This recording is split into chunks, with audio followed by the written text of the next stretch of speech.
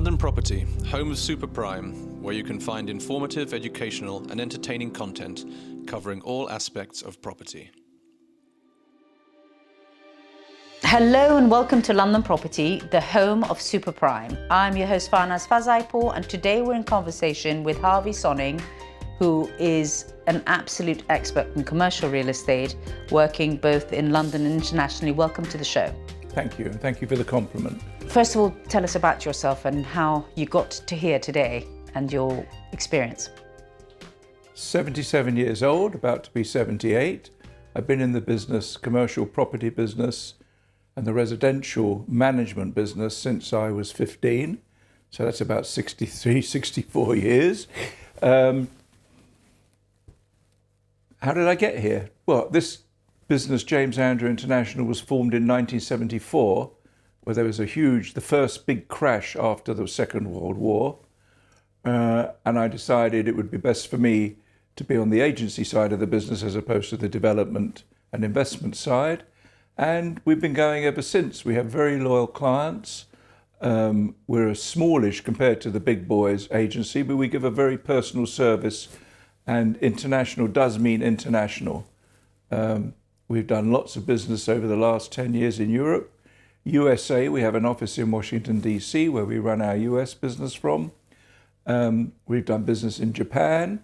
We look after Japanese clients. We look after American clients. We look after British, UK clients and European clients.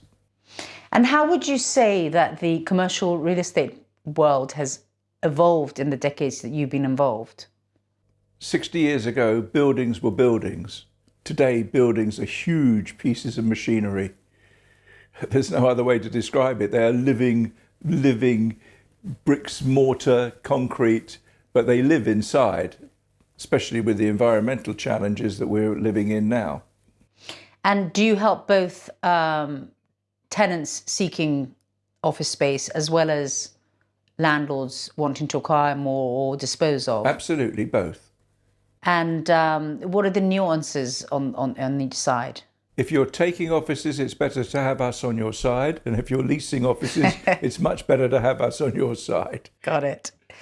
But no, being serious, we like to be fair to both sides, because the tenants grow and want bigger space. And if they're satisfied with the transaction you've made for them, they'll come back again. And the landlords, when they have more space to let, if they're satisfied with the way you treated them and the tenant were treated fairly, they'll come back again.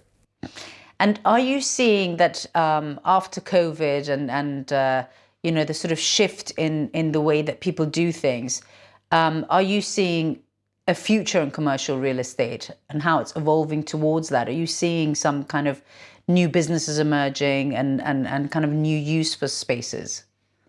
We're seeing plenty of the old businesses, the lawyers, the accountants, the professional firms, and we are seeing new businesses as opposed to professional firms cropping up. Absolutely.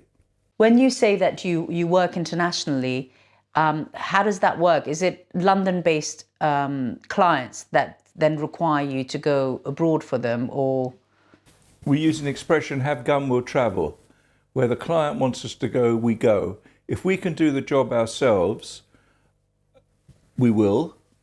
Portugal, Madrid, Spain, Amsterdam recently, Washington, D.C., New York at the moment, but some very substantial transactions for British firms. If we can't do the job, we'll find the right advisors in that country and supervise the transaction for the client with local help.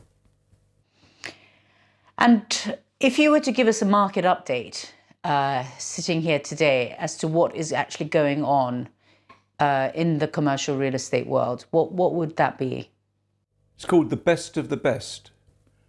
The best commercial investment will sell very quickly, especially with the pound today, because they have a double whammy of a currency play and the best investment in the world.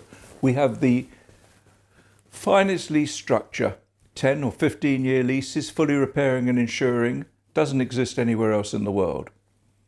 As for offices, for £125 a square foot in the West End, the offices will let very, very quickly, the best of the best. the building next door at £70 a foot, which is not the latest BREEAM, etc., stands empty. It's as simple as that. The best of the best goes, and really it's always been like that.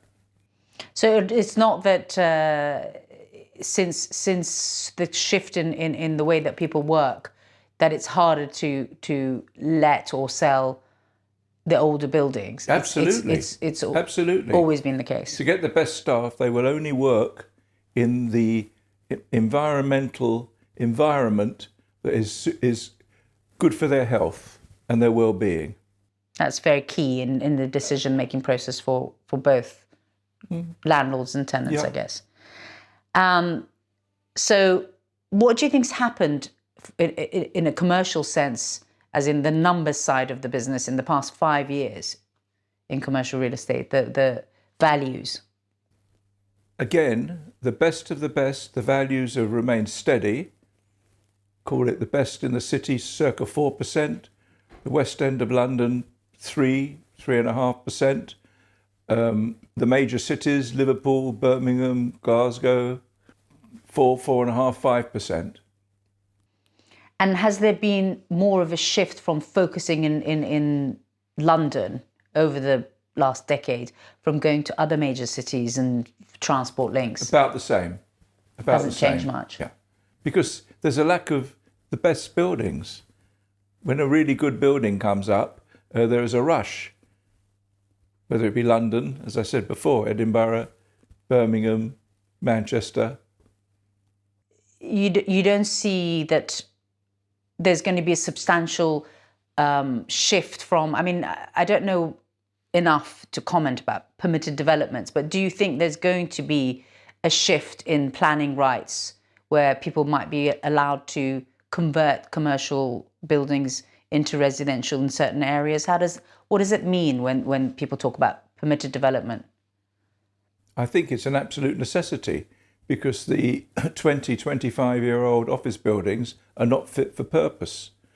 And in some cases, probably too expensive to convert them to today's offices, but it may be easier to convert to residential, which there is a tremendous demand for. And are you seeing that councils are becoming a lot more amenable to this? Some yes, some no. Some yes, some no. Excellent. Well, thank you very much for taking time to talk to us. My pleasure. Every success with your podcast. Thank you. And obviously, our listeners know where to find you. Please head over to our experts directory, where you can find a professional handpicked for you that you can engage with directly and ask your questions and get help.